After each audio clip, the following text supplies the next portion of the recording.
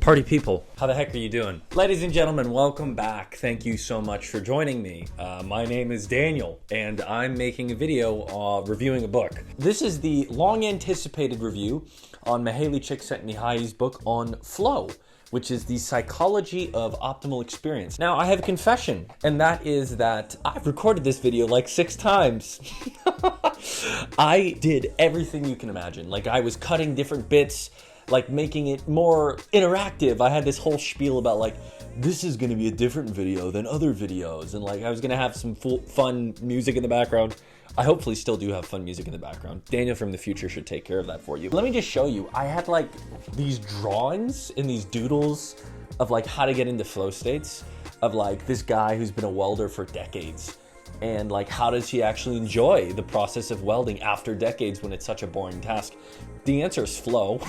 He's able to kind of like gamify the thing that he does so that he gets to the place where even a mundane task becomes enjoyable because he creates little internal systems and things that he can master, and he tries to shave off time off of the welding process and all of those things. I had this whole bit, guys, you would have loved it. I'm telling you, you would have loved it. I had this whole bit where like I was gonna get some like, not ASMR, but like kind of ASMR, where I was like drawing and I was like writing this out, and it's like flow.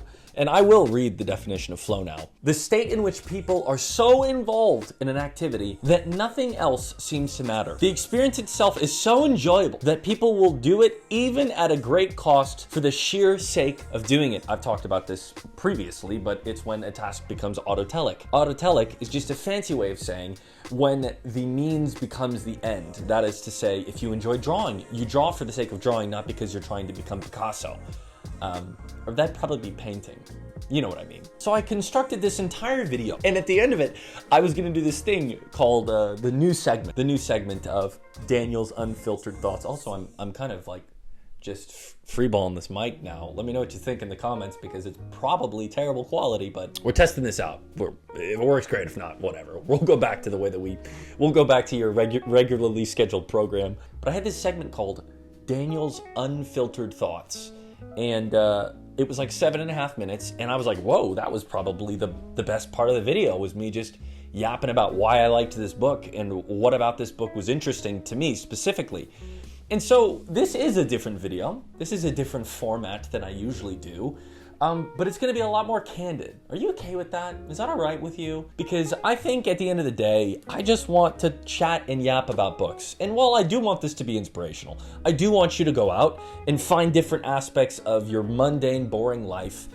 Sorry, that came across wrong. I want you to find things in your life that are mundane that you can then infuse creativity on so that you can enjoy them more. I've talked about that in previous videos. I'll talk about it maybe a little bit here. But really, at the end of the day, you and me, we just want to talk. We just want to sit on the couch or sit behind this white wall, and we want to talk about the things that Daniel's been reading. And so that's exactly what we're going to do in this little shindig gathering that we're doing here. So I guess the question is like, why did I enjoy this book? What about this book was interesting for Daniel? I don't know, I keep saying like for Daniel, like it's third person Thursday, geez Louise. But I liked this book because it was very scientific. And for those of you who know me, and for those of you who don't, I'm just kind of a nerd. Like I love books that are nearly exhaustive on a specific topic. And brother Mihaly Csikszentmihalyi, he was a psychologist, and when you're a psychologist who does like exhaustive research, it means that you have stretched far and wide to gather the data samples that you're using. And so flow, the art of entering into a state where you lose track of time, you enjoy it, you're not self-critical, you're able to like embrace challenge in a way that's like not anxiety inducing, but like, oh, I'm really enjoying this. We experience this a lot when we're kids, like when we're playing on the playground, inventing new rules with the kids that we're running around with. That's a state of flow where time kind of dilates and you're really not too sure what's up or down, but you don't really care because you're just so enthralled, so enamored in the moment. That's really what flow is. And he gives a ton of examples. Again, you saw this drawing I did of the welder and him entering into a flow state. I even went so far, guys, and gals, I went so far that I was gonna like completely change the thumbnail. I do some drawing in this journal, which I really enjoy. It actually leads me into flow states, but I had renamed it. this is like all for the video. Like, I committed to this bit, and I'm a terrible editor. I probably spent 2.5 hours trying to put together a video that I'm like, this isn't working, and it's getting dark, and we have dinner plans later tonight. And so I'm like, I still need to talk about flow. I still need to pitch it to the people. But in this like drawing, I just did a lot of drawings, and I found myself entering into flow states, and I was gonna use that as an example. And I suppose I kind of just did. But back to the point at hand, why did I enjoy this book? I enjoyed this book because it gave expression to something that I had felt in the past, and you've probably felt this as well, where you start doing something, and it's not even so much that it's overly important. Like, you're an amateur, or you have a hobby, and you're spending time doing something that no one else really cares about, and yet you find such a tremendous amount of enjoyment doing it. Like, another example of this is like intramural sports. Like, you're not trying to get the first place trophy, but you're just there to have a good time. And there is a level of competition and challenge, but you're doing that within the confines of other people who are at a similar capacity or level that you're at. And that's really how you enter into these different flow states. The reason flow matters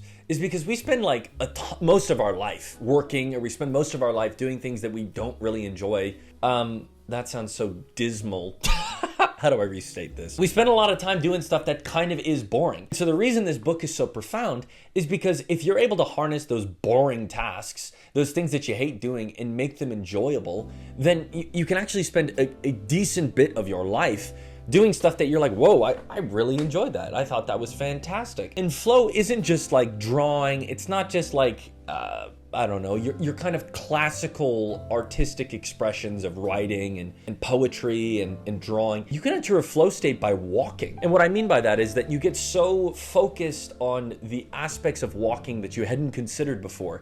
Your gait, or how many steps that you're taking, or how far that you've gone, or calculating how fast you're going based off the steps that you're taking, based off of how tall you are. You know, all of those things that you might think like, that's the stupidest thing in the world, Daniel. But that's kind of the point of flow, is like you're considering things to an extent that other people do not consider things. Back to Joe the welder, he's considering how fast he's welding things. And within that, he's able to gamify it. He's able to make it playful. And that's really what flow is entering into a state where you're enjoying the thing that you're doing, even if it's mundane, to the point where you're so enamored by it, you don't care about the frustrations that you're facing on a daily basis. You're not even worried about kind of like that insecurity that you have with creativity. You're just so enamored with the thing that you're doing, so enraptured by it, that it consumes your thoughts. Anyways, back to the reasons I like this book. I worked as a cleaner. Fun fact, some of you know this, some of you don't. I worked as a cleaner for 4.5 years. See, now you're getting my unfiltered thoughts. This is what the people came for right here. I'm giving the people what they want. I worked as a cleaner for 4.5 years. And within that time, I was cleaning toilets. I was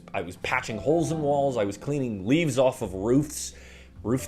And within that, like, I would listen to audiobooks and podcasts, and I would take all those ideas and I would talk to people about those ideas. And it was like this, I made this mundane thing of cleaning and maintenance something really enjoyable. And that's really how you enjoy anything in life, is you take the time to slow it down and you figure out creative ways to enjoy the process. In order to enter into flow states, for any one of us, we have to find something that we're kind of good at and something that we really enjoy. And then you have to find that slipstream of like, okay, how can this be challenging enough where it's keeping me engaged and I don't get bored? But also, how is it, cracked my finger. How is it not too difficult that I become overwhelmed and anxious? And that kind of like, I'll show you. Let me show you. Now, you know what I can do? I can zoom. We're gonna zoom in, and then we're gonna zoom out. And then we're gonna zoom in, and we're gonna talk about it. Okay. So you'll notice in this chart here, this is kind of how you enter into a flow state. On the left-hand side, you have challenges. On the bottom, you have skills. The more challenging something is, the more skill you have to in order to enjoy the process of doing the thing, whether that be a game or a task. Or if you're too skilled and it's not challenging enough, you become bored. That's how you enter into flow states. You know, it's funny, I overhyped this video like crazy. I overhyped it because I really wanted it to be something that was like awesome. And like I had this like whole sequence and all these things. You know, life, it just doesn't pan out that way sometimes. But that's the way the cookie crumbles. So tune in next week. If you like this video, feel free to subscribe. I will likely be posting a video next week. I'm going to try to eventually get to the place where I'm elevating these. But right now, we're just going to keep doing this. And we're going to have fun with it. And I hope you're enjoying it. If you liked this, share it with a friend. And if you didn't like it, don't come back. All right, like, comment, subscribe, and watch another one of my videos because it helps with the algorithm. See you next week. Bye.